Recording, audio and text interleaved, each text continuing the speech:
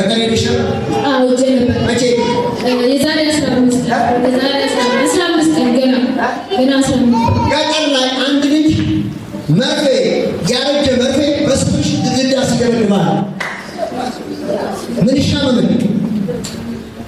እዚህ ጋር ያለው ሁሉ ጊዜ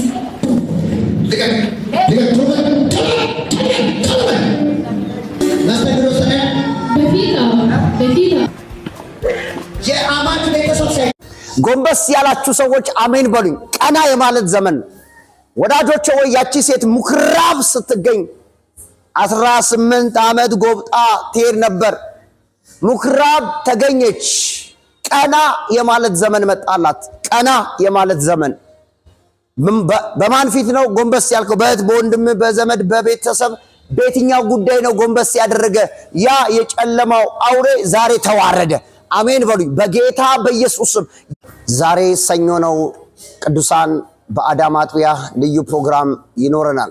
ትላንትና ማለዳ በጣም መልካም ጊዜ ነበረ። ዛሬ ደግሞ ሰኞ ከማለዳው 3 ሰዓት ተኩል እስከ 9 ሰዓት ከ10 ሰዓት ደግሞ እስከ ምሽቱ 2 ሰዓት ፕሮግራም ይኖረናል። ለሁሉም ሰው እጅ በመጫን የሚጸለይ በፕሮግራም ነው። ስለዚህ በአዳማ ዙሪያ ያላችሁ ቅዱሳን በሁለቱም ፕሮግራሞች መጣችሁ እንድትካፈሉ ጥሪ አቀርባለሁ። የእናንተው አገልጋይ የእግዚአብሔር ሰው አቤል በአዳማ አጥቢያ እንገናኝ። ተባረኩ። እግዚአብሔር ከእናንተ ጋር።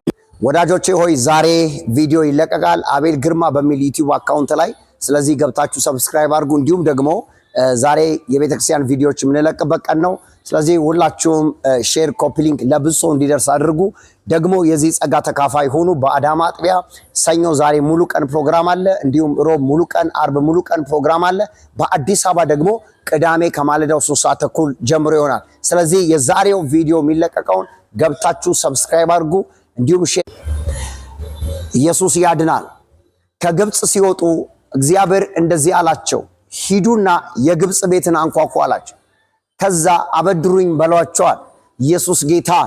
ሄዱም እንደ እግዚአብሔር ቃል በር አንኳኩ። በር ሲያንኳኩ እንዲሆነ በግብፃውያን ፊት ሞገስን አገኙ። እነሱ ጋር የነበረ የእስራኤልን ሀብት መለሱላቸው። እግዚአብሔር በሞገስ ያንተን ነገር ያስመልሳል። እስቲ አሜን በሉ። የእግዚአብሔር ስም የተባረከ ይሁን። አዲስ ምዕራፍ በሚል የተጀመረው የአዲስ አበባ አጥቢያ ፕሮግራም 4ኛውን ፕሮግራም የፊታችን ቅዳሜ ያደርጋል። ስለዚህ በዛ የዘይት ጸሎት ደግሞ ይኖረናል። በዛ ደግሞ ብዙ ሰዎች የሚፈወሱበት እግዚአብሔር አርነትን የሚያደርግበት ጊዜ ይሆናል።